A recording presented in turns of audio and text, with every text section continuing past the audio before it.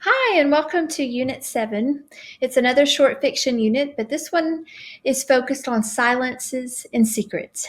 And when we first started working on this unit, I told a friend what I was working on, and he said, silences and secrets, the one thing that students relish and they also hate. And so he was referring to that teenagers hate silences, but they love secrets. So I'm not sure if that's true or not, but you can explore that as we go through this unit. What we're going to focus on are these things that are listed here. We're going to focus on characterization, specifically about complex characters. I'll also give you a mnemonic, a way of remembering how to characterize characters, because sometimes that's something that people, they know about, but they don't really know how to do. So we'll talk about that in the next couple of lessons. We'll discuss about narrator and also about an unreliable narrator and how can we really trust any narrator, for example. We'll talk about setting in relation to its effect on characters. We'll discuss plot and sequence of events. We're going to also focus on writing, but we're going to break it down. We'll talk about the thesis statement in regards to the prose and also the literary argument, as well as paragraphs, and then finally build to essay practice. Most importantly, perhaps, we'll discuss the impact of silences and secrets on characters themselves, but also in real life and how this affects us as humans. So here's some questions that I'd like for you to think about as we start the unit. First of all, why do people keep secrets? And who keeps secrets? Is it all of us? Is it generally bad to keep secrets? Are there any good times to keep secrets? What do you make of silence? Is that a good thing? Is it a bad thing? Is it neither? I can tell you when I go on my walks in the morning, it's very rare that I run across somebody who, like me, is walking without earbuds. It seems to me that everybody in today's age has to have some sort of distraction when they're alone. Maybe that's true, maybe it's not, but it's something I've observed.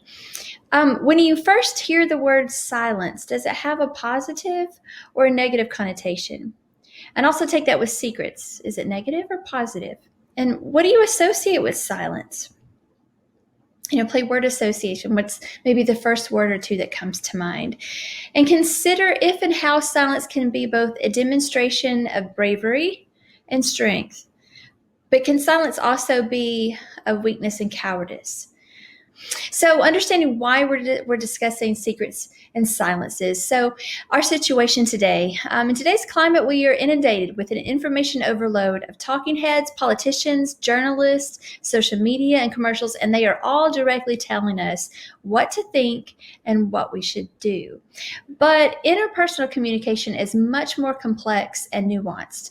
Likewise, when there are times when writers write in a linear, sequential fashion and employ direct characterization, sometimes we as readers miss what's not said or communicated directly. And that holding back of information is often more revealing than what is clearly stated. I'm sure that you've noticed in real life that when people talk, what's more important is their nonverbal communication, their eye contact, their body language. You can tell when a person is lying a lot of times by just little micro expressions, maybe by the way that they look left or right instead of right into your eyes. So we'll kind of explore this through the stories that we read. And the challenge to this unit is to examine outside of the box, in the shadows and in the silences, while focusing often on unconventional uses of characterization, plot structure, and narrator point of view and setting. So looking ahead, for the first little bit, the introductory activities, you'll watch a TED Talk by Frank Warren, who is the author of Post Secret. He has a series of books. He has a website that's devoted to people telling their secrets through postcards. You'll also have an anticipation guide, which would be really great if we could have a great a big Socratic seminar or discussion. But nevertheless, it has several quotes quotes and questions for you to think about. Then we'll move into a short poem called Richard Cory, and there'll be some guided practice with that.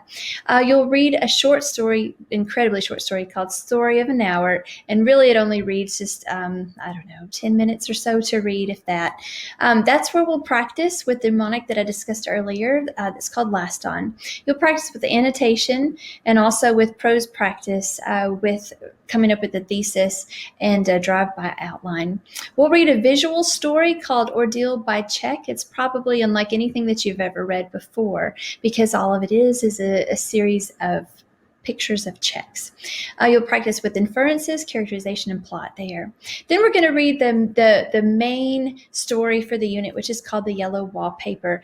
And it's just come back into light recently, as you'll see in the unit later. We'll practice with a line of reasoning, essay.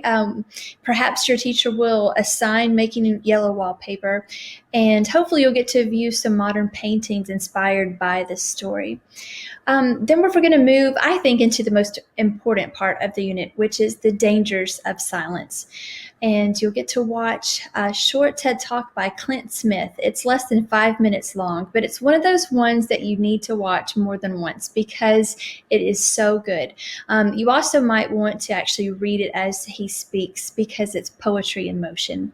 Hopefully you'll get to read a little bit of flash fiction, and also you might get to read a story, or actually it's an excerpt from Ralph Ellison's Invisible Man called Battle Royale. Other possibilities, we're going to practice with the literary argument. You might get to do a one-pager, which is basically like a summary of something that you've read in this unit.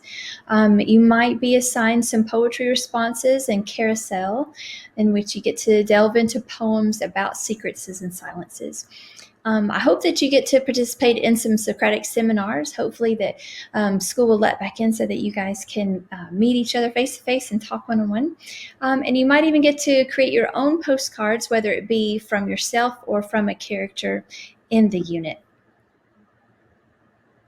As we journey through this short story unit, always keep in mind what the writer, the speaker, and the characters keep from us. And what that tells not only reveals about them as perhaps a writer or a speaker, a narrator, but also us as humans. What does that reveal about us?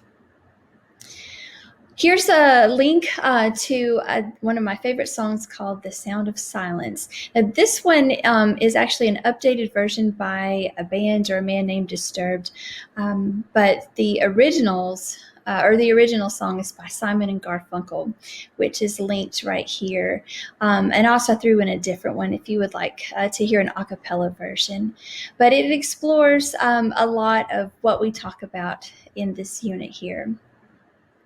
So as you go through this unit, just take time to reflect, enjoy, and delve into silences and secrets.